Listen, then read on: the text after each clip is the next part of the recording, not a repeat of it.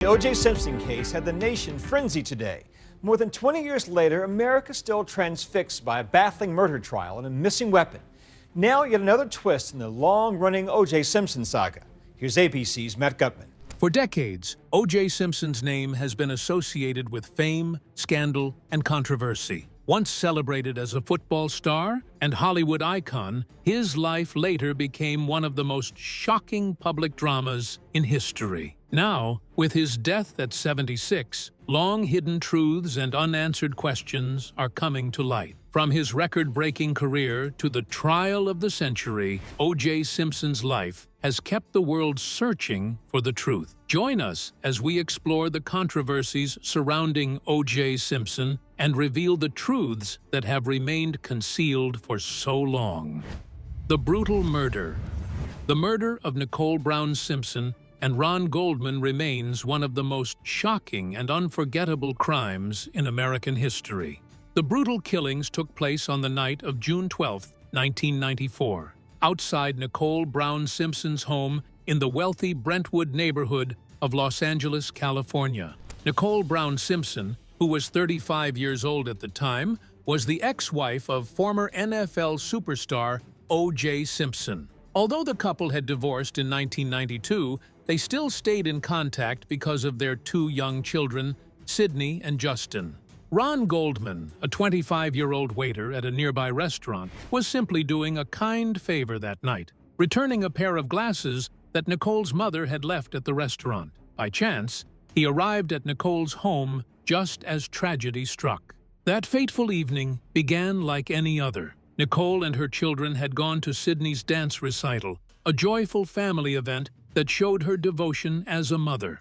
After the recital, Nicole and her family went out for dinner at a local restaurant, enjoying what would be their last peaceful moments together. Meanwhile, Ron Goldman finished his shift at Mezzaluna, the same restaurant where Nicole's family had dined. When he discovered that Nicole's mother had forgotten her glasses, he offered to return them on his way home. Sometime after 10 p.m., both Nicole and Ron arrived separately at Nicole's condominium. What happened next remains one of the great mysteries of modern crime. No one knows exactly how the events unfolded, but what is certain is that both Nicole and Ron were viciously attacked and killed on the pathway just outside her home. When police arrived, the scene was horrific. Nicole Brown Simpson's body was found near the front gate. She had suffered multiple deep stab wounds to her neck and head, injuries so severe that her head was nearly decapitated. Nearby lay the body of Ron Goldman, who had also been stabbed repeatedly, showing clear signs of a desperate struggle. The violence of the attack suggested uncontrollable rage. The murder weapon, believed to have been a long, sharp knife, was never found. However, investigators collected crucial DNA evidence from the scene, which would later become the centerpiece of one of the most famous trials in American history. In the hours following the discovery of the bodies, suspicion quickly turned toward Nicole's ex-husband, O.J. Simpson. His past history of domestic violence against Nicole, combined with his celebrity status, made him an immediate focus of both the police and the public. Decades after the verdict was reached, many still scratch their heads at how O.J. Simpson was found not guilty for the murders of Nicole Brown Simpson and Ronald Goldman. Just 5 days later, on June 17, 1994, O.J. Simpson was scheduled to surrender himself to the Los Angeles Police Department. But instead of turning himself in, he fled, beginning one of the most unforgettable moments in television history. Riding in a white Ford Bronco, driven by his friend Al Cowlings, Simpson led police on a slow-speed chase across Los Angeles freeways. Millions of Americans tuned in to watch the surreal scene live on television. Helicopters followed the Bronco, police cars lined the highways, and news stations interrupted regular programming to cover the chase. Streets emptied as people gathered around their TVs, witnessing a real-life drama unfold before their eyes. The Bronco chase ended hours later at O.J. Simpson's home, where he finally surrendered. But by then, the case had already taken on a life of its own. So how did the media respond? Let's take a closer look. The media uproar. The media storm exploded on June 12, 1994, when Nicole Brown Simpson and Ron Goldman were found brutally murdered outside Nicole's home in the quiet, upscale Brentwood neighborhood of Los Angeles, California. From that very moment, the case became a national obsession. Reporters rushed to the scene, and news stations scrambled to cover every new development, turning the tragedy into a non-stop public spectacle. The Los Angeles Times played a huge part in this frenzy. Between June 1994 and 1997, the paper featured the story of the murders and the long, dramatic trial on its front page for more than 300 days. Every headline, every update, every courtroom twist made its way into the public eye, fueling debates and shaping the nation's perception of the case. Television coverage was just as intense. Major networks dedicated endless hours to the unfolding story, with CNN providing live updates and non-stop analysis. The courtroom became a stage, and millions of viewers tuned in daily to watch the trial of the century play out on their screens. One of the most unforgettable moments of this media madness came on June 17, 1994, the now infamous slow-speed Bronco chase. OJ Simpson, riding in a white Ford Bronco driven by his friend Al Cowlings, led police on a surreal, slow-motion pursuit along Los Angeles freeways. The chase was broadcast live across the nation, capturing the attention of millions of stunned viewers who watched the bizarre event unfold in real time. The coverage went far beyond regular news outlets. Tabloids and magazines couldn't resist the story, sensationalizing every rumor and speculating wildly about everyone involved. The National Enquirer, for instance, published shocking headlines and dramatic stories that only added more heat to the growing media firestorm. When the trial officially began on January 24, 1995, the world was already watching. It became a media circus, unlike anything seen before. The prosecution, led by Marcia Clark and Christopher Darden, faced off against OJ Simpson's powerful dream team of defense attorneys, Johnny Cochran, Robert Shapiro, and F. Lee Bailey among them. The entire trial was broadcast live, drawing millions of viewers who couldn't look away from the emotional outbursts, tense exchanges, and theatrical courtroom drama. The frenzy reached new heights during the trial's most memorable moments, from the shocking presentation of evidence, including the bloody glove, to the prosecution's efforts to prove a motive based on OJ's history of domestic violence. The defense countered skillfully, with Johnny Cochran turning the case into something much larger, a national conversation about race and justice in America. His famous line, "If the glove doesn't fit, you must acquit," became a cultural catchphrase, echoing across the country. If it doesn't fit, you must acquit. As the trial drew to its end, anticipation built to a fever pitch. On October 3, 1995, millions of people around the world stopped what they were doing to watch the live broadcast of the jury's verdict. What other finding came up? Let's find out. Juice script revelation. In September 2021, a shocking discovery once again stirred the world of media and reopened old wounds from the infamous OJ Simpson case. A mysterious movie script surfaced, claiming to reveal new secrets about the tragic night in 1994. The script, titled Juice, was written by Los Angeles producer Eric Levy and was said to be based on information from Charlie Ehrlich, a man who was reportedly close to OJ Simpson himself. The story behind how this script came to light began when the Miami New Times obtained a copy and decided to investigate its origins. Their detailed report, published in September 2021, sparked a storm of controversy and reignited public curiosity about the still unsolved mystery surrounding the murders of Nicole Brown Simpson and Ron Goldman. According to the New Times investigation, Eric Levy had bought the story rights directly from Charlie Ehrlich several years earlier. When questioned by reporters, Levy confirmed the script's authenticity and admitted he was still trying to verify Ehrlich's claims. However, he also warned the newspaper that legal action could follow if they revealed too much about the script's contents. The script Juice itself paints a dark and dramatic version of events. It suggests that OJ Simpson was furious over a debt involving illegal substances allegedly linked to his ex-wife Nicole and her friend Faye Resnick. In this version, Ehrlich supposedly went with OJ Simpson to confront Nicole at her Brentwood home, a confrontation that ended in bloodshed. The script goes further, describing a chilling scene in which OJ hands over a bloody knife and his clothes to another person, hinting at Ehrlich's involvement in what happened next. OJ Simpson kissing his son Justin was shot the very day Nicole and her friend Ron Goldman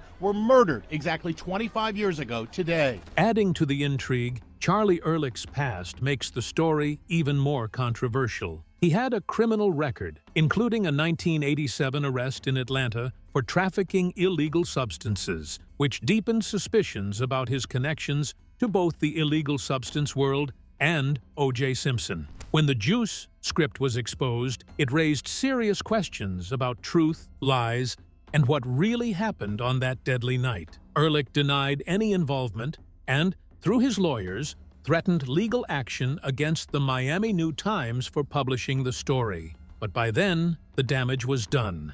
The revelations had already reignited global interest in the O.J. Simpson case. The resurfacing of Juice didn't just revive an old Hollywood scandal. It breathed new life into a decades-old mystery, pushing both journalists and the public to once again question what really happened to Nicole Brown Simpson and Ron Goldman on that fateful night in 1994. So, how was Robert Kardashian involved in all of this? Let's dive in. Robert Kardashian's role. Robert George Kardashian was born on February 22, 1944 in Los Angeles, California. He came from an Armenian-American family and rose to fame as a successful businessman and attorney. Robert first stepped into the public spotlight when he joined the defense team of O.J. Simpson during the infamous 1994 murder trial that captured America's attention. Robert's connection to O.J. went far beyond the courtroom. The two had been close friends for many years, and their families often spent time together. In fact, Robert's ex-wife, Kris Jenner, was a good friend of Nicole Brown Simpson, O.J.'s ex-wife, and one of the victims. This deep web of personal ties made Robert's involvement in the case both emotional and complicated. When O.J. was charged, Robert joined his friend's dream team of defense attorneys, led by Robert Shapiro, and featuring some of the nation's most famous lawyers, Johnny Cochran, F. Lee Bailey, and Alan Dershowitz. While Robert wasn't as active in the legal arguments, his presence added a human and emotional touch to the defense. He stood by O.J.'s side throughout the trial, attending court sessions almost daily and offering unwavering emotional support. One of the most unforgettable moments came on June 17, 1994, during the notorious White Bronco chase. When O.J. failed to surrender to police, he fled in a white Ford Bronco driven by his friend Al Cowlings, as millions watched the chase live on television. Robert was deeply shaken by the ordeal, later admitting that those events took a heavy emotional toll on him. After months of intense courtroom drama, on October 3, 1995, O.J. Simpson was acquitted of all charges in the murders of Nicole Brown Simpson and Ron Goldman. The verdict shocked the nation and left lasting scars on everyone involved, including Robert. What surprising move did O.J. Simpson make after his trial? Let's find out. O.J. Simpson's book. One of the most shocking things O.J. Simpson did after his trial was releasing a book called If I Did It, Confessions of the Killer. Published in 2007, the book immediately caused outrage and heated debate because of its daring and disturbing content. Even the subtitle, Confessions of the Killer, hinted at something deeply unsettling. 12 years ago, in an interview with publishing executive Judith Regan to promote his book, If I Did It, suggesting a story that could change how people saw the case. In the book, O.J. Simpson tells a what-if version of the murders of Nicole Brown Simpson and Ron Goldman, describing how he might have committed the crimes if he were guilty. Written as a first-person story, The book walks readers through the events before, during, and after the murders. Simpson talks about his tense relationship with Nicole, their growing arguments, and how those conflicts supposedly built up to a deadly night of violence. What made If I Did It especially controversial was its eerie tone and blurred line between truth and fiction. Simpson insisted that it was just a hypothetical story, but many readers and critics felt it sounded like a confession disguised as fiction. The level of detail, the emotions he described, and the realism of his account made people question whether he was revealing more truth than he intended. In his story, Simpson introduces a mysterious man named Charlie, who appears to act as his helper or witness on the night of the murders. According to Simpson, Charlie helped him get the knife and later got rid of the evidence. This addition made the story even more complicated and unsettling as readers struggled to decide whether Charlie was a real person or a symbolic creation of Simpson's mind. When the book was released, it came with a huge media storm. OJ gave several interviews and made TV appearances to promote it. In one now famous Fox TV interview, Simpson discussed the events described in the book, speaking in a disturbingly calm and casual tone. He talked about his marriage to Nicole, their problems, and her tragic death. During the interview, he mentioned Charlie several times, describing him as a mysterious figure somehow tied to the murders, a suggestion that further blurred the truth. But could the case unlikely to be revisited? Let's find out. Unlikely case reopening and death. First, it's important to understand the history behind the case. The murders happened on June 12, 1994 in Brentwood, California. Superior Court of California, County of Los Angeles. Shocking the entire nation. OJ Simpson, a former NFL star and Hollywood actor, quickly became the main suspect in the brutal killings of his ex-wife, Nicole Brown Simpson, and her friend, Ron Goldman. The trial that followed, known as the Trial of the Century, captured America's attention for months. It began in January 1995 and was filled with intense media coverage, racial tension, and dramatic courtroom moments. Even though there was strong evidence, including DNA tests and the infamous glove, OJ Simpson was found not guilty on October 3, 1995. Now, decades later, interest in the case has returned because of claims about a possible accomplice and new evidence. However, reopening the case would be extremely difficult. Since O.J. Simpson was acquitted in his criminal trial, the U.S. Constitution's Fifth Amendment protects him from being tried again for the same crime,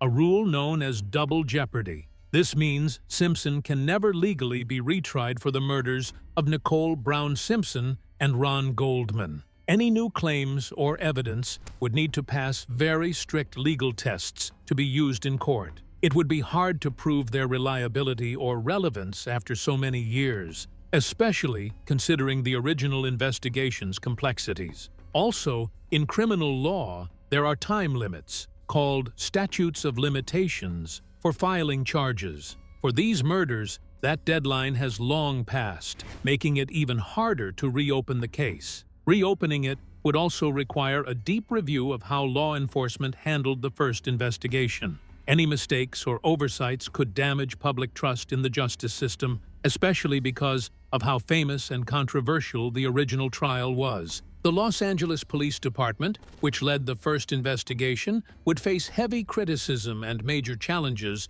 if forced to revisit the case. The embarrassment and difficulties of reopening such a high-profile trial make it very unlikely to happen. As for O.J. Simpson himself, his death was relatively quiet compared to his turbulent life. According to his family, he passed away on April 10, 2024, at the age of 76, due to complications from prostate cancer, an illness he had likely been fighting for some time. Reports say he died in Las Vegas, Nevada, where he had been living. Who is O.J. Simpson and how was his marriage life? Let's take a deeper look. Background and marriage.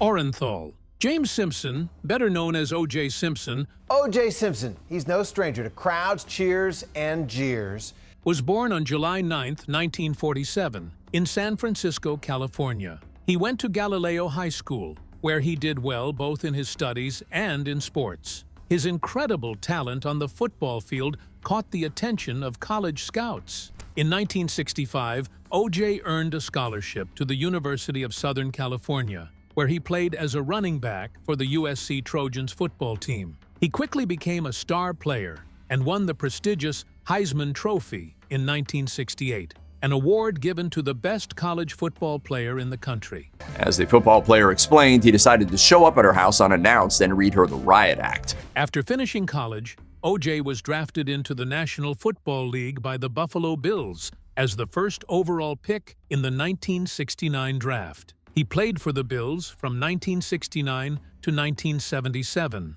then joined the San Francisco 49ers for his final season in 1978. OJ's football career was outstanding. He won many awards and became known as one of the greatest running backs in NFL history. Beyond football, Simpson moved into acting and broadcasting. He appeared in popular films such as The Towering Inferno and the Naked Gun series, showing his charm and building his fame beyond sports. In his personal life, OJ married Marguerite L. Whitley in 1967. They had 3 children, Arnell, Jason, and Aaron. But their marriage faced many problems and ended in divorce in 1979. During this time, OJ met Nicole Brown, a waitress, in 1977 while he was still married to Marguerite. Their relationship began soon after, and in 1985, OJ and Nicole married in a beautiful ceremony at Simpson's Rockingham estate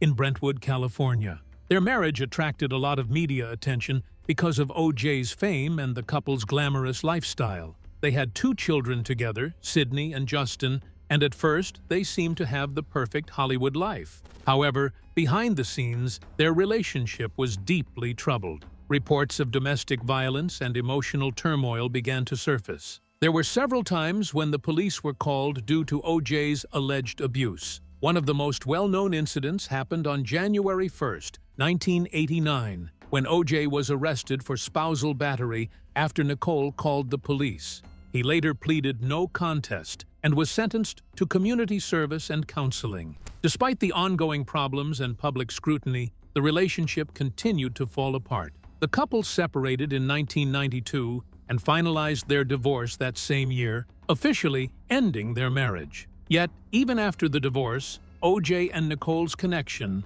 and the tensions between them did not completely fade away. So, what do you think of the surprising revelation about OJ Simpson? Share your thoughts with us in the comments section. Don't forget to like and subscribe.